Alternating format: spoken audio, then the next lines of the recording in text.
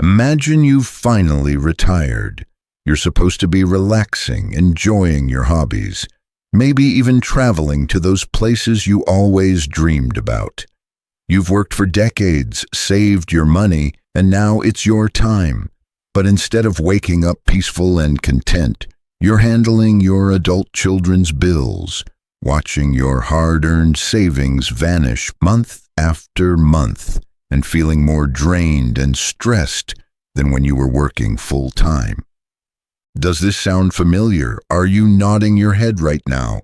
You know, for many retirees, peace becomes harder to protect than wealth. And most of the time, it's not strangers who are slowly draining your energy and resources. It's your own kids that slowly chip away at it, piece by piece, without even realizing the damage they're causing. They love you, you love them, but somewhere along the way, the lines got blurred. In this video, I'm going to share with you 7 things you should never give your child after retirement if you want to stay sane, secure, and truly at peace. Some of these may surprise you, and a few might even make you uncomfortable, but all of them are absolutely crucial if you want to protect the retirement you've worked so hard to earn. Have you ever given too much to someone you love and regretted it later? If you have, just type "I've been there" in the comments below. And if you care about aging with dignity and confidence, make sure to subscribe to Elder Wisdom for more eye-opening videos like this one. We're building a community of wise people who understand that loving someone doesn't mean sacrificing everything for them. Key number 1, your retirement savings. Let me tell you about a man I know. Let's call him Robert. Robert worked as a mechanic for 35 years. Every paycheck, he put money into his 401k, dreaming of the day he could finally rest. When he retired at 67, he had a decent nest egg saved up. Not rich, but comfortable. Then his daughter Sarah came to him. She was struggling with her mortgage, on the verge of foreclosure. With tears in her eyes, she asked her dad for help. Robert's heart broke seeing his little girl in distress, so he gave her a large chunk of his 401k to save her house. That was 3 years ago. Sarah never paid him back. She couldn't. And Robert? He's 72 now, working part-time at a hardware store, his back aching every day, because he can't afford to fully retire anymore. Here's what you need to understand. Your retirement savings were meant to support your retirement, not become your children's emergency fund. I know that sounds harsh, but it's the truth. When you worked all those years, when you made sacrifices and put money away, you were planning for your future self, the person you are right now. The biggest misconception people have is thinking, they'll pay me back. But here's the painful reality. Often, they don't. And even if they want to, they can't. And you? You won't want to press them because you love them too much to add to their stress. The solution isn't to never help your children. It's to offer advice, emotional support, or limited financial help that won't jeopardize your own security. Set firm boundaries from the beginning. You can say, "I love you and I want to help you figure this out, but I can't compromise my retirement security."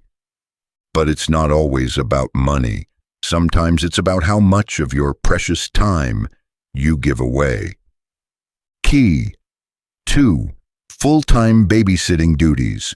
Grandparents love spending time with their grandchildren. There's nothing quite like those little faces lighting up when they see you.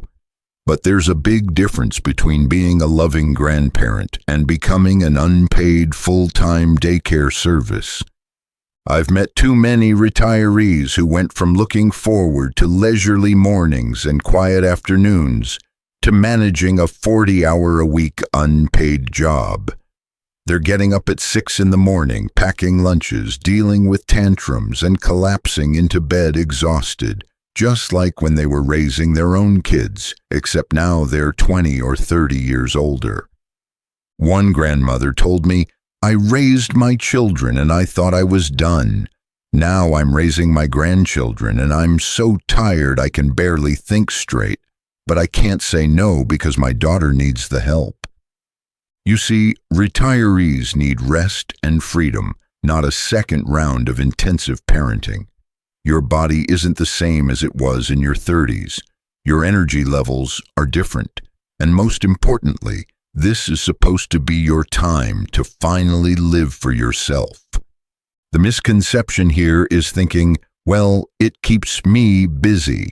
Yes, it does, but busy isn't always good. Burnout is real at any age, and it's especially dangerous when you're older and your recovery time is longer. The solution is to agree on occasional help, maybe one day a week or date nights here and there, but not full-time care unless you genuinely choose it and it brings you joy, not stress. Speaking of time, here's another trap that many well-meaning parents fall into: giving away your home. Key number 3, your house or living space. Let me share a story that will make your heart sink. There was a couple, Martha and Jim, who owned a beautiful home they'd lived in for 28 years. Their son Kevin was struggling financially, and they wanted to help him build equity instead of paying rent. So they added Kevin's name to the deed, thinking they were being generous and smart.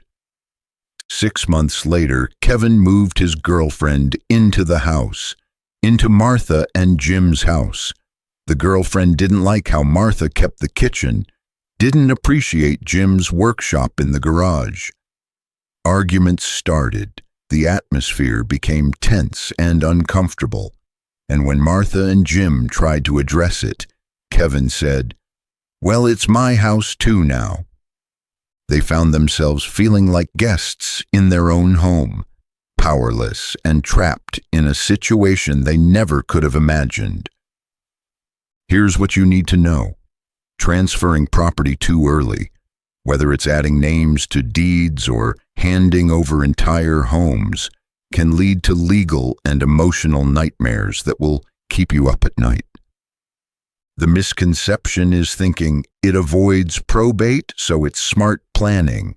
Yes, it might avoid probate, but it can also invite drama, conflict, and situations where you lose control of your own living space. The solution is to use proper legal tools like wills or trusts, not emotional promises or quick fixes. Keep control of your home until you're truly ready to let it go, and even then, do it through proper legal channels with professional guidance. Property isn't the only thing you can lose control of, so can your entire identity and autonomy. Key number 4, control over your life decisions. Some retirees hand over decision-making power to their adult children out of convenience. Maybe technology feels overwhelming, or medical decisions seem complicated, or financial management feels like too much work. So they say, "You handle it," thinking they're making life easier. But later, they feel trapped in choices they didn't make, living a life that doesn't feel like their own anymore. I met a woman named Dorothy who let her son take over all her financial decisions because he's good with computers and I'm not. At first, it seemed helpful, but then she realized he was making investment choices she wasn't comfortable with, spending money on things she wouldn't have chosen, and worst of all, she felt completely disconnected from her own financial life. It's easy to hand over power of attorney or let your children handle everything, especially when they're eager to help and you're feeling overwhelmed. But it can backfire in ways you never expected. The misconception here is thinking, they know what's best for me. Maybe they do, and maybe they have good intentions. But are you absolutely sure they'll always put your interests first? Are you sure they understand what you actually want, not just what they think you should want? Even the most loving, well-intentioned children are still separate people with their own biases, priorities, and blind spots. The solution is to share decisions and ask for help when you need it, but never fully surrender your autonomy. Stay involved. Ask questions. Make the final choices yourself, even if you need help understanding the options. Now let's talk about something more subtle but just as dangerous: emotional manipulation. Key number 5, emotional guilt and obligation. A woman once told me, with tears in her eyes, "I say yes to everything because I'd feel guilty if I said no, but I'm so tired and I don't even know who I am anymore." This broke my heart because I see this everywhere. Adult children, often without even realizing it, use emotional guilt as one of the most powerful tools to get what they need from their parents. It sounds like, "You're the only one who can help me." I wouldn't ask if I wasn't desperate. After all I've been through. Don't you want to help your grandchildren? I thought you loved me. And you, being a loving parent, feel that familiar tug in your chest. You think about all the times they needed you when they were small, and you can't bear the thought of letting them down now. But here's what's happening. You're being conditioned to believe that love equals saying yes, that being a good parent means never having boundaries, that your own needs and limits don't matter as much as theirs. The misconception is thinking, "I'm being selfish if I say no."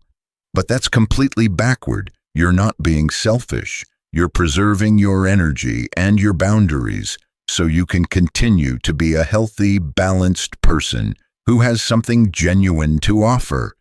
The solution is to practice gentle but firm refusal. You can say things like, "I love you and I understand you're struggling, but I can't do that right now." Or, "I care about you, but that's not something I'm able to help with." It feels uncomfortable at first, but it's actually an act of love for them and for yourself. And sometimes what we give away isn't physical at all. It's digital. Key number 6, unrestricted access to your accounts. One retired parent shared her story with me, and it still gives me chills. She had shared her passwords with her son so he could help her with online banking when she was feeling overwhelmed by technology. He was helpful, responsible, always checking in about transactions. But a few months later, she discovered recurring charges she never approved. Subscriptions, services, even some purchases that her son had authorized because he thought she would want them or they were good deals. When she confronted him, he wasn't trying to steal from her. He genuinely thought he was helping, but the damage was done, both financially and emotionally. Financial elder abuse is often unintentional, but it's still very real. And it's happening more and more as our lives become increasingly digital, and many older adults feel less confident navigating online systems. The misconception is thinking, "My kids would never take advantage of me." And you're probably right, they wouldn't intentionally hurt you. But when someone has unrestricted access to your accounts, mistakes happen, boundaries blur, and sometimes, when they're desperate, even good people make choices they never thought they would. The solution is to keep financial control in your own hands. If you need help with technology, work with a neutral third party like a financial advisor or bank representative. If you want to give someone access for emergencies, make it limited and specific, not a blanket permission to handle everything. Your financial independence is directly connected to your personal independence. Guard it carefully. And last, but possibly most painful of all, is giving up your right to peace. Key number 7, your peace of mind. Picture this. You answer every call, day or night. You solve every problem, big or small. You lend every dollar they ask for. You babysit whenever they need you.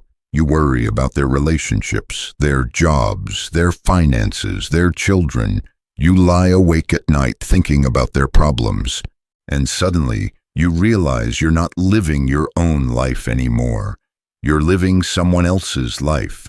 Your retirement, which was supposed to be peaceful and fulfilling, has become more stressful than your working years ever were. One man told me, "I retired from my job, but I never retired from being a parent. In fact, it got worse. Now I have more time to worry and more availability to fix things. I don't even remember what it feels like to have a day that's just about me." Peace of mind is the most priceless gift you have in retirement. It's more valuable than money, more important than any possession. It's the foundation that everything else in your life rests on. The misconception is thinking, "I'm just being a good parent." But good parents also protect their own well-being. Good parents model healthy boundaries. Good parents show their children that everyone, including parents, deserves respect and consideration.